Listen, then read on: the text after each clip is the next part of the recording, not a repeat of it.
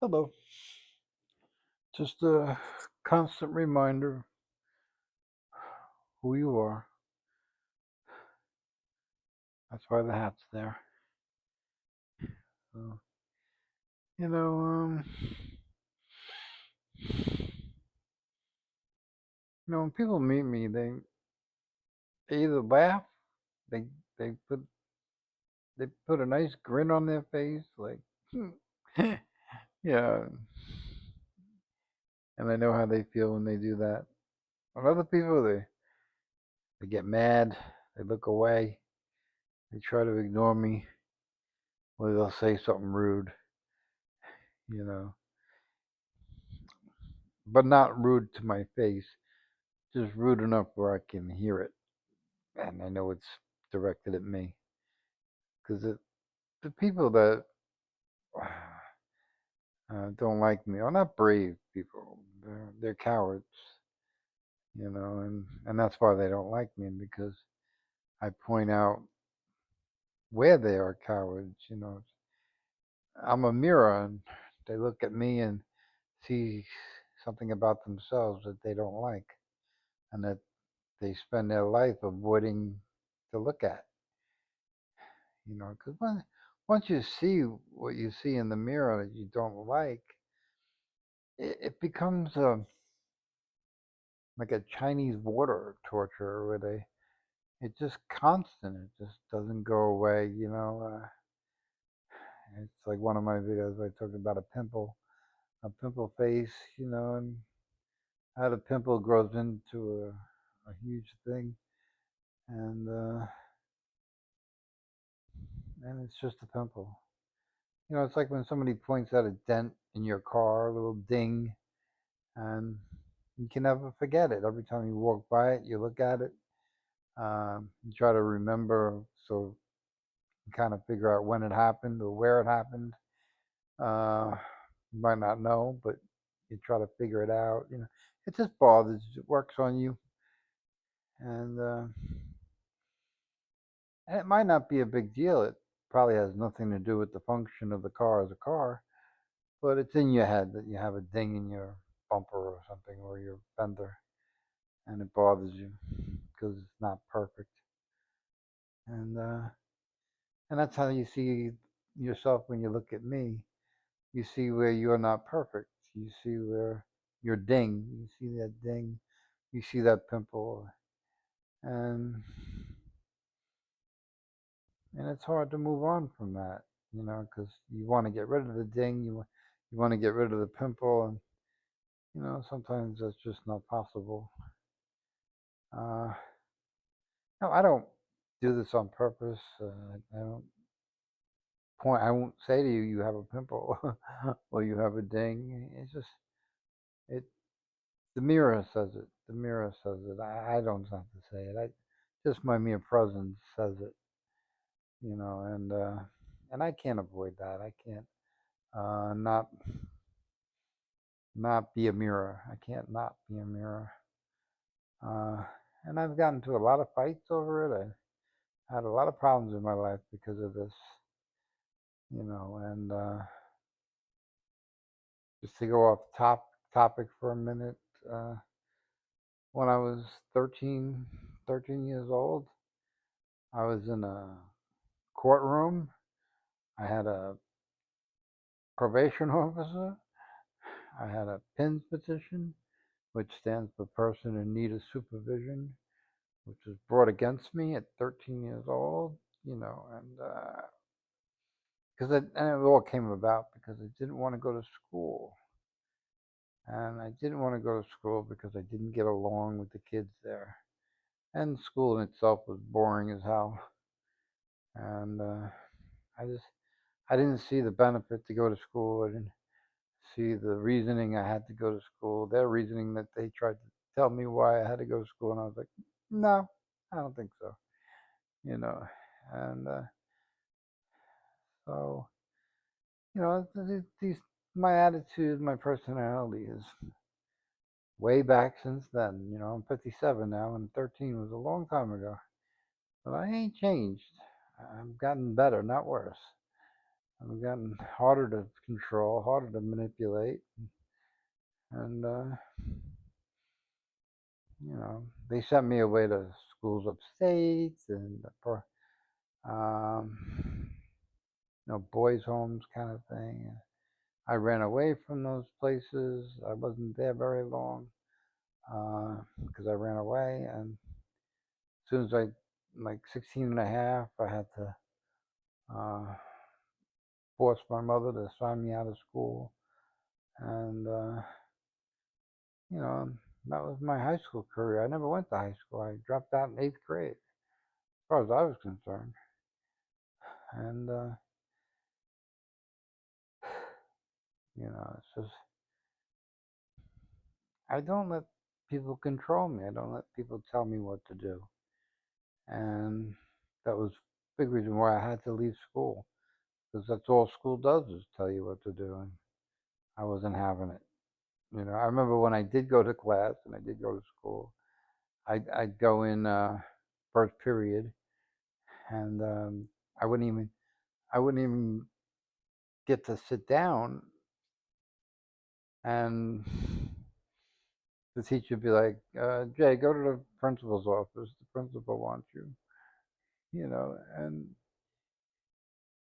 I'm like, "Okay." And this was every morning, so and eventually I stopped going to class. I was like, "Well, this ain't working out." You know, so and I had fights with teachers. Not physical fights, but arguments. I pissed teachers off without even arguing with them, just with my attitude and my personality. And they didn't like that I was setting a bad example for the rest of the class. And you know, so and again, they were judging a book by its cover, and they I don't know that they thought I was stupid, but they thought I was stubborn. I was definitely stubborn. I wouldn't do what they wanted me to do. I wouldn't do homework. I remember an English teacher gave me a book. I don't know what book it was, like The Outsiders, one of the books everybody reads in English. And she handed me the book, and I handed it right back to her.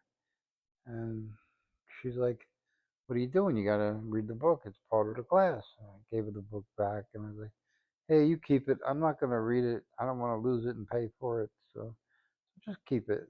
And she's like, "What?"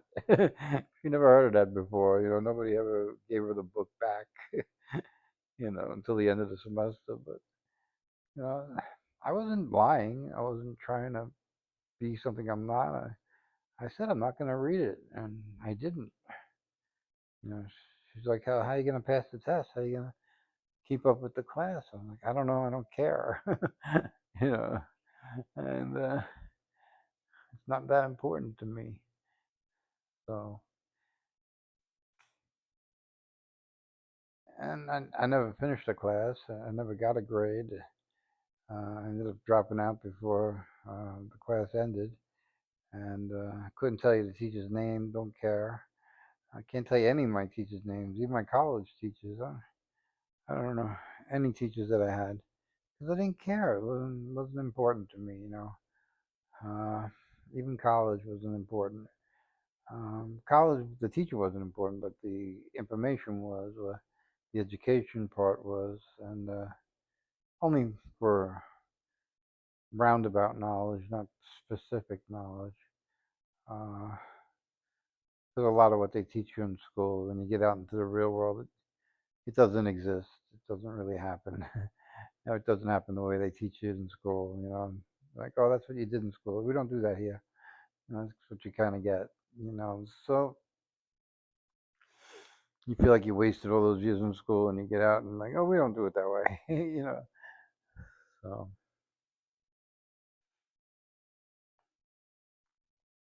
but I guess the message is I don't follow what people say, and I never have. Never really have. And if I had, it was to my benefit, and and not in the way of keeping a job or anything like that, because I didn't care if I kept the job or not. I was canned more than tuna, but and that was fine, because I was good at getting jobs and I was good at keeping them, and I haven't worked a night since '99, so I haven't had to get a job in a long time, and really have no desire for one. And I think that's why I piss people off when they talk to me and they're like, they hear about my life and they're like, and they hear I'm doing fine and I don't work and I'm eating well and I look healthy and I'm not homeless and they're like, I work my ass off every day of the week just so I can lay my head in a pillow and I eat McDonald's and I have a horrible life and you don't do anything and you got a great life, and that's the dichotomy between the two. It's like it's not fair. They feel like it's not fair. You know, uh, I remember once I was in a psych ward and this girl that was a psych patient in the hospital. She's at the front desk, the nurse's station, and she's complaining and she wants to go home and she's been there a while and they won't let her go home. And like, no, you can't go home. You can't go home. And I'm standing there listening to this conversation, and the doctor comes up to me and says, "Jay, you're going home tomorrow. Get your stuff ready. You're gonna have to you get your stuff ready because you're going home tomorrow." And the girl turns to the doctor and he's like, "He still thinks he's Jesus, and you're sending him home tomorrow." And I can't get out of here. I said, "What the?" She's like, "I can't understand this." It's the story of my life. It's like. They knew I wasn't gonna not say I was Jesus. So I was like, and insurance ain't gonna pay because I'm saying I'm Jesus. So, it's about money. It's not about anything else. And whatever, I don't know what her story was as far as why she was there or why they were keeping her, but they weren't letting her go. So, it's just, but they let me go. And her declaration was blaring. I laughed at her. I was like, "It's funny, right?" She wasn't laughing. She wasn't happy. Uh, and I I used to use psych wards as like rehabs, because I had a big drug problem, and when I went to a psych ward, I couldn't do drugs, so it was a good way to get away from the drugs for a while, take a break, get a rest, go to sleep for a while, because that's all you're doing is like go to sleep. And I just slept, and it was good.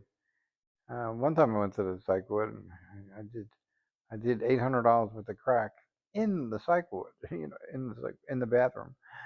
My dealer came and visited me at the psych ward and dropped off the crack, and I paid him, and uh, and he came twice. And after I went through the first batch, he came back and did it again. And so just because you're in a psych ward doesn't mean you can't get high. Uh, I found a way, and there's always a way when there's a will. And it's just what are they gonna do? Lock me up? I'm already locked up, so they can't do anything. That was my attitude. I was like, go to hell. I'm gonna do what I want, and that's what I always do. And that's the message today is I do what I want. I just do what I want. I don't hurt anybody. I didn't, you know. If anything, I hurt myself. But I hurt myself in a good way. It's like a learning way. Uh, I learned from my mistakes. I learned, and you don't have any mistakes if you learn from them. They're just lessons. You know, somebody that gets straight A's in a class is really the dumbest person in the class, not the smartest. Because they're not challenging themselves. They're not. They're not.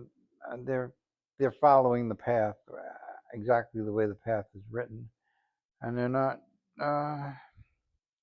they're not entertaining the idea of another way, and it's kind of like I've discussed this in other videos, but the the wagon trail, the wagon trail from the Oregon Trail, I think it's called the Oregon Trail that goes to Oregon, goes to California, and it was created because of the gold rush in California or Alaska, and the wagons would take the same exact trail, and the wagon wheel was like a train track. It was the same track, and nobody veered off to the right or to the left. They stayed right in the track, and over time, uh, and that's your straight A student, because the straight A student stays on the track, and doesn't veer off. And you know, red is the right answer, or two is the right answer, and that's it. There's no possibility of three or D or whatever the case may be. But you know, after a while though, that wagon wheel couldn't go down the trail because the wagon over time created a gully or a, a hole in the trail that the axis of the wheels hit the ground, and they could no longer use that trail to go where they were going. And the wagon wouldn't go because the wheels were weren't big enough. They needed bigger wheels to raise the axis to use the same trail, but they couldn't do that. So the straight A student got screwed over time by going down the same trail, and soon that trail did not work at all, and it wasn't feasible to use at all. And in that metaphor, that's what I'm saying is with the straight A students, eventually you need to veer off. You need to change path. You need to get your machete out and you got to blaze your own trail. And that's what I do. I've been doing it since I was a child, and anytime I found a way to go on my own or do something that nobody else was doing, uh, that's what I did. That was the attraction to it. Really, to me, was that nobody else was doing it. If I found out that people were doing what I was doing, I would stop doing it. And you know, I know a lot of people make YouTube videos, but I don't know that any of the YouTube videos I've ever seen are like my videos. So I think I have a unique perspective and unique niche in the way I conduct myself on these videos, and that's why I keep doing it. And I'm worried that somebody's going to take AI or something and copy my voice and try to make duplicate or copy videos of me. And I can't really stop that. I don't know what I could do to stop it. Even if you see my picture on the video, they can copy that as well. So there's really no defense for AI at this point. Uh, Anything that would say that this is an AI video, they eventually will get rid of that and make it even harder. And now it's pretty exaggerated. You know, eh, like AI porn. AI porn. The guy has a monstrous penis. And it's AI when you look at it. But in the future, that's not going to be like that. It's going to be a normal size penis, and you're not going to know. Like the girls. The girls are beautiful, but they're too beautiful. It's like, uh, it's fake. So, but all those differences will go away, and unless they want you to know it's an AI video, then they won't. But if they're trying to hide that it's an AI video, then those differences won't be there. So, but I have to do what I have to do, and I'm not going to stop making videos because of AI. And like a lot of things in life, we don't know down the road what's going to become of it. One of my videos can go viral, and my life would change. I'm not really hoping for that, but I can't stop it either. And I'm not going to change what I do because of that. You know, I know that that's a possibility, but it's like when you play lotto, you play to win, and I don't know too many people that buy a lottery ticket and hope they lose, you know. Uh, and I don't hope I lose. I hope I win. Uh, but like I say, a lot of times with lottery, it's not a good thing. It's not a positive thing. And it's a net negative. And some of this YouTube stuff is a net negative too. I'm trying to come out looking good and kind of being good and having a good life. And looks aren't important. If it was, my picture would be on that screen, and it's not, because it's not about me. It's not about my picture. It's about my message, about my words, and I don't want the words to get lost in how I look and whatever judgment you might have about how I look. And I don't think I look bad or anything. You know, I just don't think it adds or subtracts from the message. But I think this way, this method is more focused on the message. So anyway, uh, live your life. Don't let people control you. You start out with your parents controlling you, and your teachers control you, then your boss controls you, then your wife controls you, then your kids control you. I don't have time for that. So I do what I want. I do what I want, and I live a good life, and I laugh, and I'm silly, and I'm funny, and you know, a lot of people don't like that.